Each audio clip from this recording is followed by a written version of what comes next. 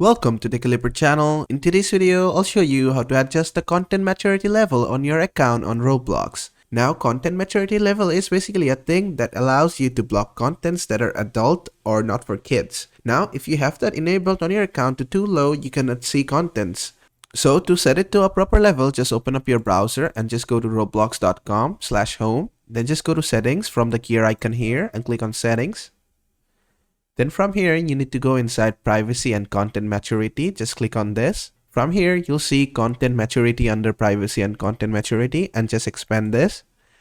Then you'll be here. Now it says choose a content maturity level for your account. This controls which experiences you can join. You can either set it to minimal if this account is for a child, or set it to mild, or set it to moderate.